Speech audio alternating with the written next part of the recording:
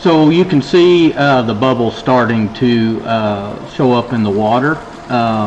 This particular machine does not recommend jet dry. It actually recommends Dawn dishwashing soap, because the oil on your hands and your fingers can actually cause gold to float, and it does a better job of getting rid of those oils. So I'm feeding the first batch of cons through it. Now you can see I'm feeding it pretty fast, but you can actually feed it faster than that. I can feed the whole 2.5 gallons that are in this particular bucket start to finish with no problem. But I give it a little bit more time to run. I got other things I need to do since I'm in the shop by myself, and it's also better for video purposes. I can take care of things I need to take care of with that. So it's a great machine. It's a very productive machine. You can see that the water here in the mat is starting to get really dirty because it's processing those cons through. And here I'm making a slight adjustment. The angle was just a tad bit off. It was not getting quite enough water on the right hand side of the sluice, and a little bit too much on the left hand side of the sluice. So minor adjustments as we go. But this machine, it will catch gold that you cannot even see. So it's an amazing machine. It took me quite a while to get it rebuilt and to get it running right and get it to where I knew how to run it right. But I'm so thankful that I rescued this thing from a field and got it running again. And definitely I catch a lot more gold than I was able to prior to having this machine. So just continuation of me running the cons. And we're not going to show a whole lot more of this. Here I'm just going in and checking, making sure my air pressure is holding, so that the good stuff goes where it's supposed to go and the waste goes where it's supposed to go. It does that through air pressure, and so you can see that once again the mat's starting to get really dirty again.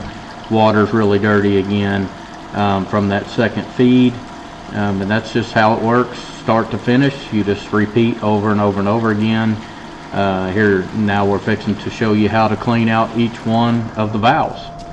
So right here is your first chance. This is your bigger material, usually right around 1/8 inch minus.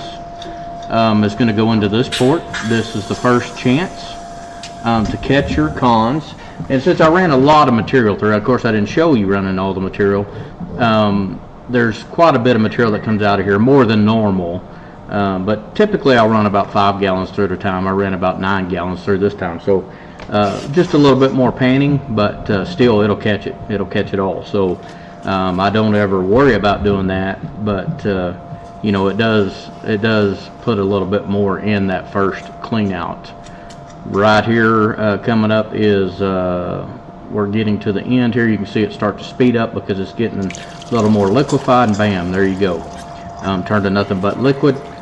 Shut off the air, shut off the valve, and now we'll move on to the second chance, which is your middling.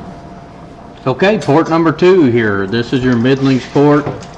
This is stuff that is obviously smaller than 1/8 inch. This is a really productive port. I've got a lot of gold, especially where I mine. A lot of the gold, the size of gold that I get, winds up in port number 2. So love this port, very productive port, and we are just quickly cleaning it up. It's going to fast forward here shortly, and you can see that it's over halfway full, which is very rare for this port, but again I ran more material through it than I normally do. So it's fixing to turn to nothing but liquid. There you go. So it is time to shut that dude down and shut her off and move on to port number 3, which is your micro fines. Same process, just a different port, much finer material, and not near as much material. So here we go. We're going to turn the air on, push out those cons, then it'll turn to solid liquid. Time to shut her down, just like the other 3 ports, just way less material. And so now we're shutting her down, and we'll be moving on to the 4th chance to catch this material. Okay, so here we are, shutting the water down, shutting the machine down. And first we're going to clean out the kitty litter bucket. We're going to tilt it back and forth to get the cons to the side without the hole, and then get the water to come out the side with the hole. so that we can take it over to the panning station.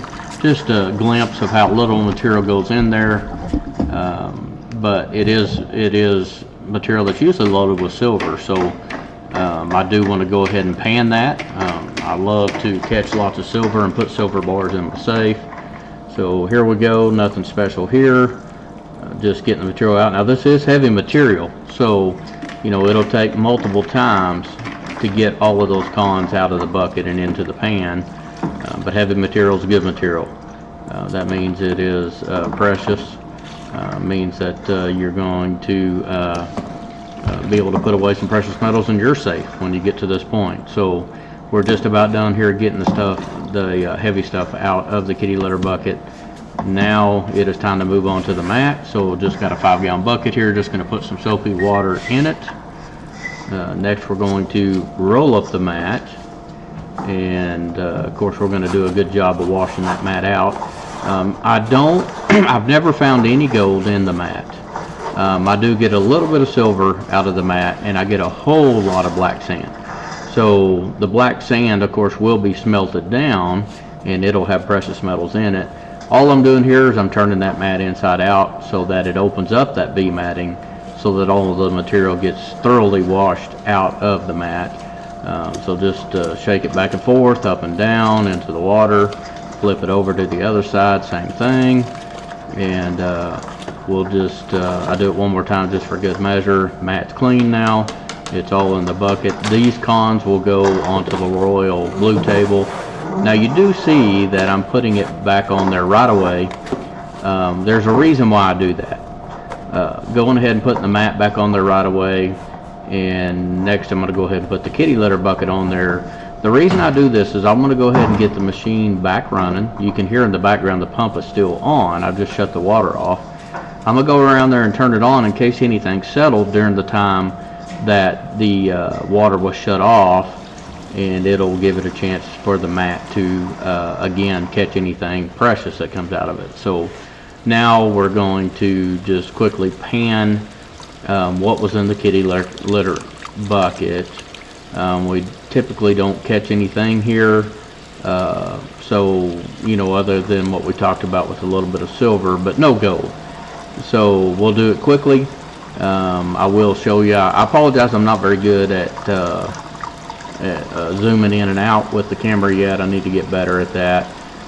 But you will see that there is a little bit of silver and a little bit of black sand left in the pan at the end. And again, I do take all of my black sand and smelt it. So we try to catch everything that we can. We work our butts off to get it out of the ground. We want to make sure that we catch what we can. So here I'm just slowly washing back the black sands and all the things that are left over, which should be a good amount of silver, I hope. That's always the hope. So I'm not very good at showing you what's in here. I'm not very good at zooming in and out. I will get better at that, but hopefully you can see that there is some silver left in the pan. Of course, we'll snuffer that up and smelt it later on, and of course get rid of the waste. Now we're moving on to what we cleaned out of port 1. It's tight in here. I built a 1,200 square foot shop. I should have built a 12,000 square foot shop, but 1,200 square foot is going to have to do for now, and we're going to get the water off of the cons, and going to kind of show you what's left over in the bucket, how much is in there, what the cons kind of look like, and here just a little bit we'll show you one time of panning of those materials. Con 1, remember it's 1/8 inch, so I do go ahead and pan it. I don't run it on the royal table. Here we come with port number 2. This is minus 1/8 inch, generally quite a bit smaller than 1/8 inch. This I do pan it as well, but I pan it separately from port number 1 because I want to know where the gold's coming from. And this is port number 3. This is the micro fine material that we get out of port number 3, and you can see there's not near as much in there. You can see it's super fine, super sandy, and that will go on the Royal Miller style table. So here we go, get another scoop of the port number 1, the 1/8 inch material, and we're just going to do a quick pan on that. I do pan into my concrete pan, and all this stuff I let it pile up to where there's quite a bit of material, and then I'll run it through one of my bigger machines, and whatever's left over there we will smelt. So I could definitely pan a little bit slower and probably catch a little bit more, but it will get caught in the end. I've got a process where this material is ran over and over and over again before it's discarded. So I think we get a really high percentage of the precious metals out of this. So most people know how to pan, and there's tons of videos out there on how to pan, and tons of people that are better at panning than me. So not going to try to teach you on that, just getting through it. I just want to know, how is the material looking? Is the ore very rich, or is it a waste of my time? I need to go get more ore. So basically I'm just trying to get a good idea of the caliber of material that I am running. So just about done here. You can see it's pretty much nothing but black left, and you will see I don't know if you can see it or not, but I do get some gold in this pan. I do get some silver in this pan, and of course the black sand will be smelted later on, but there was some color in this pan, which is always nice, and that's just one scoop. I still got a whole bunch of material left to run, and you could see a pretty decent flake over there on the right hand side. Now I'm prepping the roll table to run port number 3. I always lift it up like that and let the water build up on that one side so that it has a much easier time getting the entire mat wet. And now I'm going to stumble around here and get some soap. I didn't put any soap in it prior to. It had some left over from last time, but I always want to make sure that I don't have any gold floating away, especially with this port number 3, because where I get the gold, where I get the pay dirt, it's not only fine gold. After I crush it, it smashes it, so it's even more likely to float. There's just a quick little glance at what's going on there, and you can see it quickly run down the table. I kind of sped this up just a hair. It actually runs a little bit slower than that, but it does a magnificent job of catching that super fine gold. Now I will tell you, there is gold on the mat after this very first spoonful, and once again I do a terrible job at showing you the gold on there. It just doesn't show up very well, but just trust me, there is some gold on there. Okay guys, I know that video is substantially longer than I usually cut them, but there's a lot to this machine, and I wanted to do a really good job of kind of showing you how it works, just in case you want to order one. So this guy doesn't sponsor this video. It's nothing like that. I think it's a great machine. I think it does a great job, and I think all of us that mine consistently are probably throwing away gold that this machine would have caught. So with that said, I hope you got a lot out of the video. I look forward to cutting a bunch more for you, and if you are getting anything out of these, I certainly would appreciate a like, maybe a thumbs up, subscribe, and all the above. So again, thank you for watching the video. Sorry it was so long, but I will see you on the next one.